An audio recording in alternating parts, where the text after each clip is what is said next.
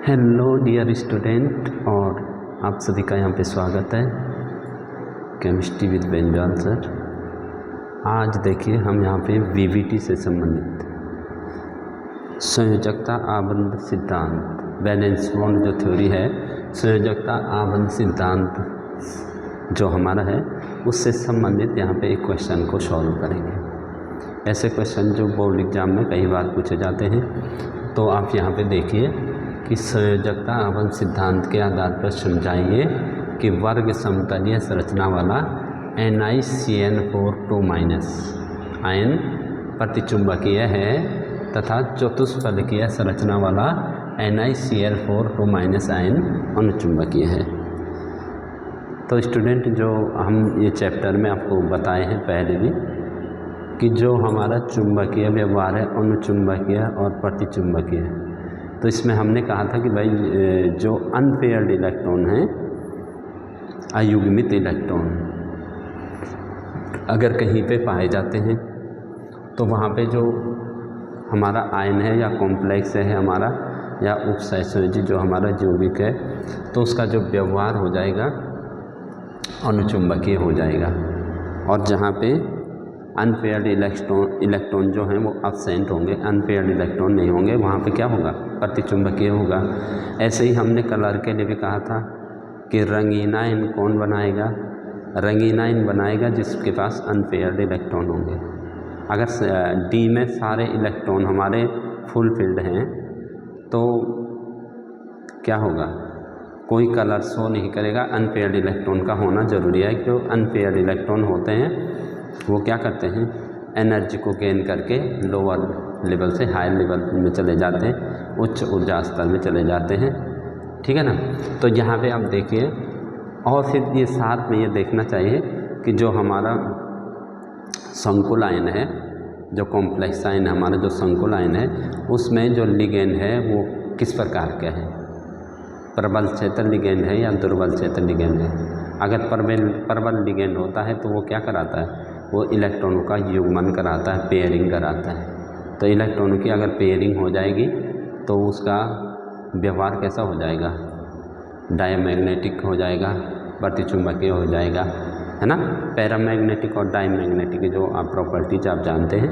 तो इसी से रिलेटेड यहाँ पे जो हमारा ये क्वेश्चन है, तो पहले हम क्या करते हैं, जैसे पहले हम NiCN4 के बारे में देखते हैं कि NiCN4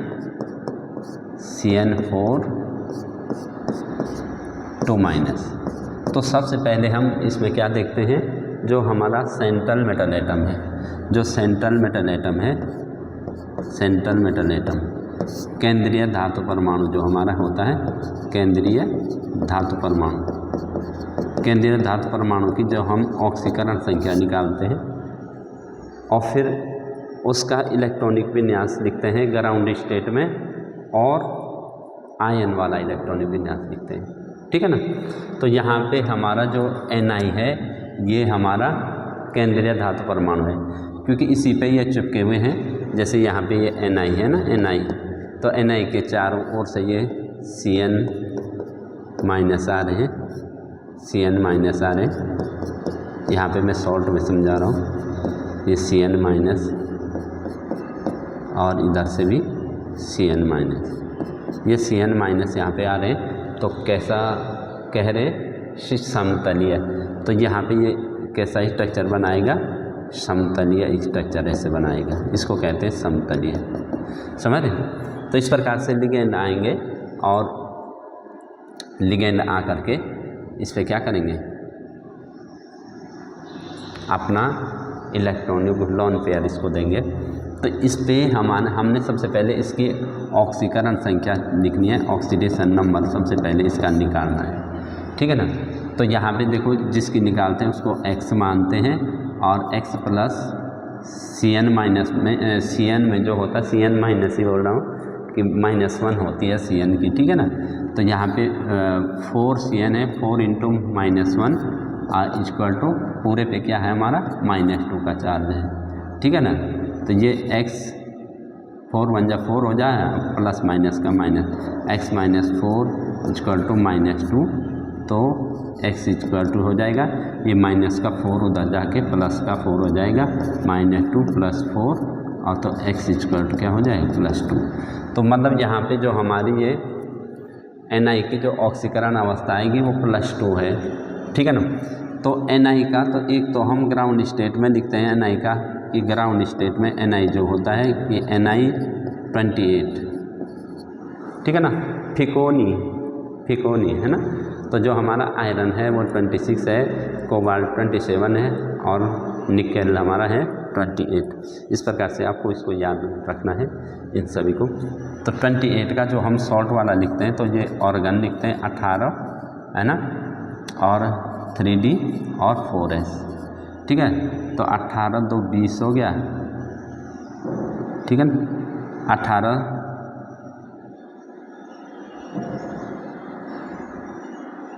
हाँ, अब आप देखिए 18 2 20 हो गया और 8 28।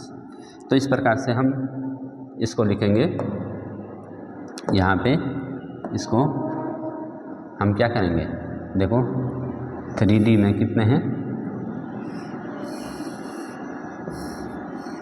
ये 3D में कितने हैं इसके, 3D में इसके हैं 8 इलेक्ट्रॉन, समझ रहे हैं। 3D में है इसके 8 इलेक्ट्रॉन, देखो 3D 8। तो ये हुंड के नियम का भी ध्यान रखना, 1 2 3 4 5 6 7 और 8, ठीक है। और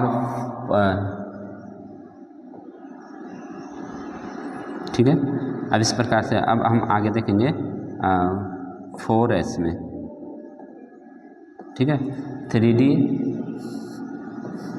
4s और देखो यहाँ पे हमारे लिगेंड 4 जुड़े हुए हैं, तो इसलिए हमें 4s और 4p की ज़रूरत पड़ेगी। अगर 6 लिगेंड होंगे तो 4d भी हम आगे बढ़ा देंगे, ठीक है ना। 4s और ये 4p, ये ध्यान रखने वाली बात है, ये आपको ध्यान रखने वाली बात है कि 4 लिगेंड जुड़े हुए हैं, यहाँ पे 4 लिगेंड जुड़े हुए हैं। या तो वो इनर कॉम्प्लेक्स होगा या आउटर होगा, आंतरिक संकुल होगा या तो बाह्य संकुल होगा। तो ये अगर यहाँ पे प्रबल लिगेंड होगा तो ये युग्मन कराएगा तो अंदर से जुड़ेगा, यहीं तक पहुँचेगा। या बाह्य संकुल होगा, दुर्बल लिगेंड, तो 4 ही तक जा पाएगा, 1 2 3 4 तक ही जा पाएगा। तो इसलिए हम 3D और 4s और 4p तक ही लेते हैं। अगर यहाँ पे 6 लिगेंड होते तो हम यहाँ पे बाहर का 4 का D भी यहाँ पे ले लेते हैं, ठीक है। तो यह हमारे 4s में हैं, यहाँ पे 4s में कितने हैं, 2 इलेक्ट्रॉन, ये इसके हिसाब से, ये इसके हिसाब से है, ठीक है ना। और जब हम Na2+ का इलेक्ट्रॉनिक विन्यास लिखेंगे तो ये 2 इलेक्ट्रॉन नहीं लिखेंगे, समझ रहे। तो Na2+ का जब इलेक्ट्रॉनिक विन्यास लिखेंगे तो हम तब 2 इलेक्ट्रॉन नहीं लिखेंगे, ये तो एज इट इज रहेंगे, है ना। देखो ये 1 2 3 4 5 6 7 और 8, ये तो ऐसे रहेंगे। लेकिन उस समय जब हम अब आपने ये ध्यान देना है कि जब हम Na2+ के लिखेंगे तो ये 2 इलेक्ट्रॉन चले जाएंगे ना, 2+ में ये 2 इलेक्ट्रॉन जाएंगे तो बाहर से जाते हैं। ये चीज़ आपको ध्यान रखनी है कि जो 3D और 4s की जो एनर्जी में होता है वो 3D की एनर्जी ज़्यादा होती है, 4s की कम होती है, ठीक है ना। कोई बच्चा कहेगा कि यहाँ 4s में 2 आपने युग्मन करा दिया और 3D में युग्मन हुआ नहीं, इससे पहले 4s में कैसे चलेंगे। तो ये तो N+L रूल आपने पढ़ा हुआ है कि जो 4s की एनर्जी होती है, 4s होता तो बाहर ही है ना, बाहर होता है, लेकिन 4s की जो एनर्जी होती है वो 3D से कम होती है, इसलिए पहले 4s में 2 इलेक्ट्रॉन भर जाते हैं और फिर 3D में भरते हैं। तो इसमें कंफ्यूज करने का नहीं है, ठीक है ना। तो यहाँ पे देखें ये 4p भी खाली होगा, ठीक है, ये 4p भी खाली होगा। और जब हम बनाएंगे, अभी देखिए यहाँ पे आपने सोचना है कि हमारा लिगेंड कौन सा है। अब देखो यहाँ पे जो हम लिखेंगे, हमारा लिगेंड यहाँ पे आने वाला है कि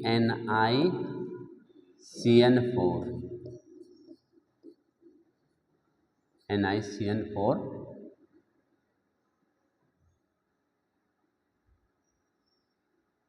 देखो यहाँ पे हमारा लिगेंड आ रहा है NiCN4, ठीक है।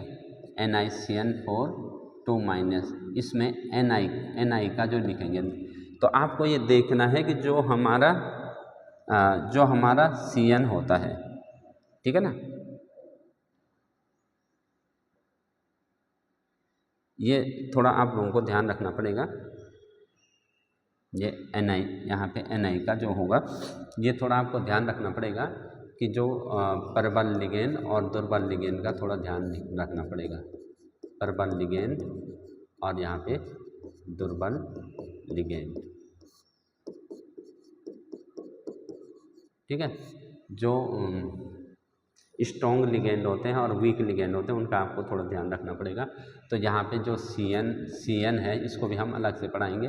CN प्रबल लिगेंड है और Cl क्या है, ये CN है जो प्रबल लिगेंड है और जो Cl है वो क्या है, वो दुर्बल लिगेंड है, ये ध्यान रखना।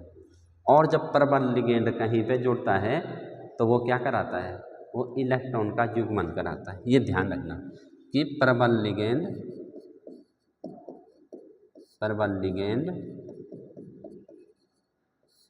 इलेक्ट्रॉन्स का युग्मन कराता है। आपने इसके नीचे ये थ्योरी लिखनी है। जब आप इसको बना दोगे ये वाला तो ये लिखेंगे क्योंकि CN माइनस प्रबल लिगेंड है, अतः इलेक्ट्रॉन्स का युग्मन कराएगा। इसके नीचे लिखेंगे। अब ये क्या करेगा, ये CN जब आएगा ना बेटा, CN जब आएगा तो CN क्या करेगा, CN इस इलेक्ट्रॉन को यहाँ भेज देगा, इसका युग्मन करा देगा, इसको इधर भेज देगा और यहाँ से जुड़ना शुरू हो जाएगा, ठीक है। समझ रहे ना बात को, सभी बच्चे समझ रहे हैं, हाँ ना बोली। तो यहाँ पे देखिए जो हमारा हो जाएगा नेक्स्ट इस प्रकार से हो जाएगा। ये हमारा क्या होगा, ये हमारा संक्रमण, ये हमारा जो होगा ये जो संकरण होगा ये इधर से इधर चला जाएगा तो संकरण यहाँ से यहाँ तक होगा, ठीक है ना। संकरण होगा यहाँ से यहाँ तक। तो अब देखिए यहाँ पे 1, ठीक है।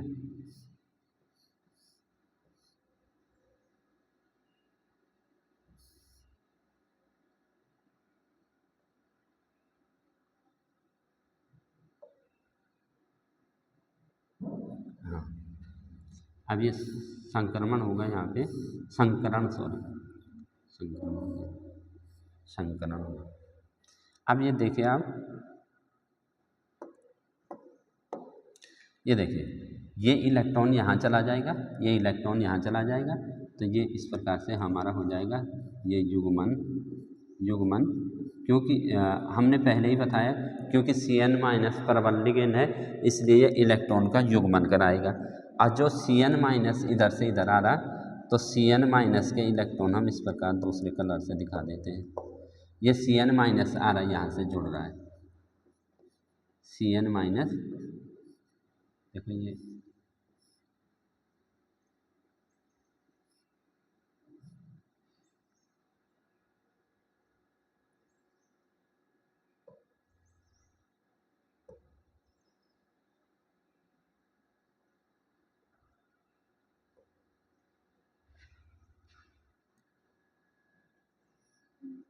ये देखो यहाँ पे, ये देखो CN माइनस ये आ रहा, ये यहाँ तक बताया था ना हमने, ये संकरण में भाग नहीं ले रहा। तो देखो यहाँ से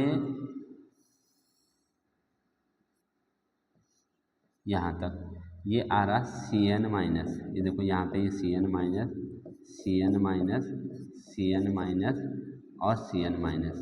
तो इस प्रकार से आप देखो कहाँ से जुड़ना शुरू हुआ, D अंदर के D से जुड़ना शुरू हुआ, तो ये DsP2, इसे संकरण जो यहाँ पे निकलेगा वो क्या निकलेगा, संकरण निकलेगा DsP2। तो देखो D का एक ये 3D ही तो है, ये 3D, ये 4s है और ये 4p है, समझ। तो D का ये देखो यहाँ से जुड़ना शुरू हुआ है, ये नीचे चला गया, कोई बात नहीं, ये यहाँ से जुड़ना शुरू हुआ। तो ये बीच में ये तो गैप है बीच में, ठीक है ना, ये बीच में गैप है। तो इस प्रकार से ये हमारा ये D अंदर का D और ये S और ये P, तो DsP2, ठीक है। इसको कहीं पे ढंग से बनाते हैं, यहाँ पे देखिए,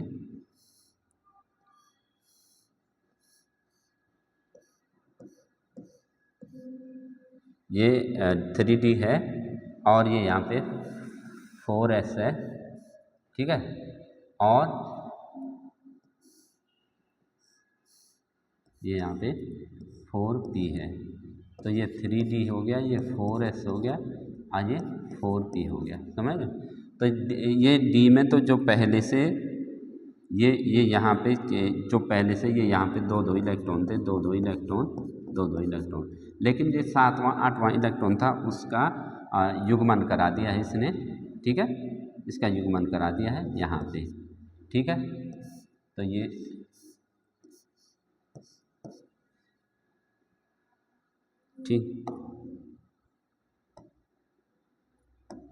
ये देखो यहाँ पे ये Cn माइनस यहाँ से जोड़ रहा, Cn माइनस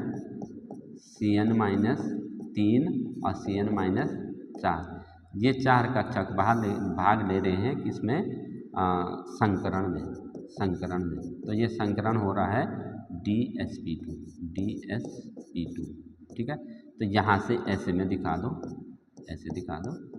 इसके इलेक्ट्रॉन को ऐसे दिखा दो जिससे तुम्हें पता लग जाए। आप समझ गए ना। इस प्रकार से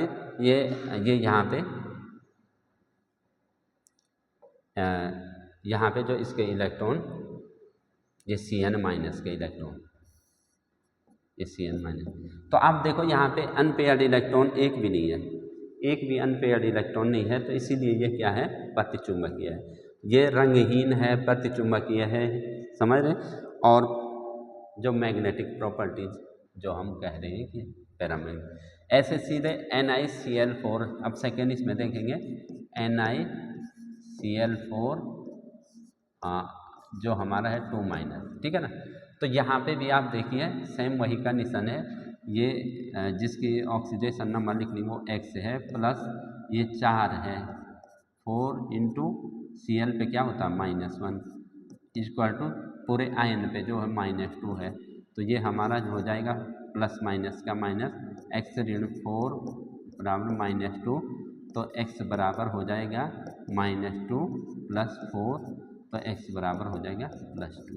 तो यहाँ पे भी सेम वही स्थिति आएगी, सेम यही स्थिति आएगी, ठीक है, कि ये यहाँ पे भी वही हो जाएगा। NiCl4 में जो Ni पहले होगा, ग्राउंड स्टेट में Ni ऐसे ही होगा, ठीक है। ये 1 2 3, ठीक है। तो ये ग्राउंड स्टेट में ऐसे ही होगा कि 1 इलेक्ट्रॉन 2 इलेक्ट्रॉन 3 4 5 6 7 8, ग्राउंड स्टेट में ऐसा होगा ये, ठीक।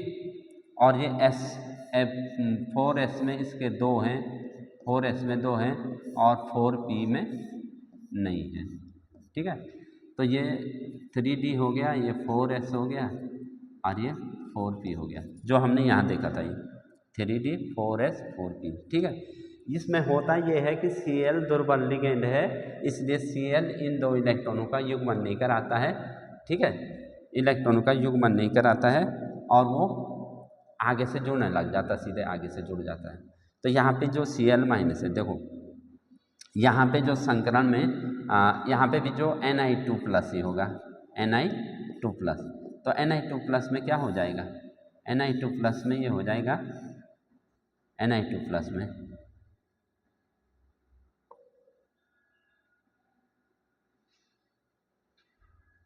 देखो Ni2+, तो Ni2+ में ये हो जाएगा तो देखो यही हो जाएगा कि Na2+, समझ रहे हो?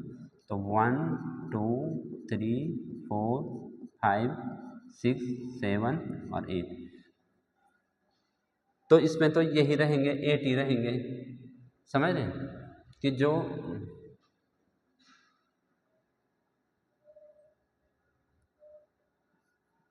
तो ये 8 इलेक्ट्रॉन इसमें है, लेकिन यहाँ पे जो संकरण में हमारा भाग लेगा, अब देखो Na2+ में ये 2 इलेक्ट्रॉन तो चले जाएंगे, ये 2 चले जाएंगे, तो यहाँ पे तो ये 4s खाली होगा, ये 3d है तो ये 4s है और ये 4p है, समझ रहे ना, ये 4p है,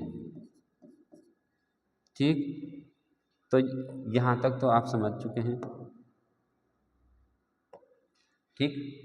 तो हम कह रहे हैं कि यहाँ पे जो संकरण होगा ये आप लिखेंगे कि क्योंकि Cl माइनस जो है दुर्बल लिगेंड है, दुर्बल लिगेंड है, अतः यह जो 3d के इलेक्ट्रॉन का 3d कक्षक के इलेक्ट्रॉनों का इलेक्ट्रॉन का युग्मन नहीं कराता है, नहीं कराता। तो युग्मन नहीं कराएगा तो बाहर से जुड़ेगा, 4 जोड़े हैं, ये देखो 4p है, 4p, ठीक है। तो ये देखो युग्मन नहीं कराएगा तो ऐसा जुड़ेगा फिर, ठीक।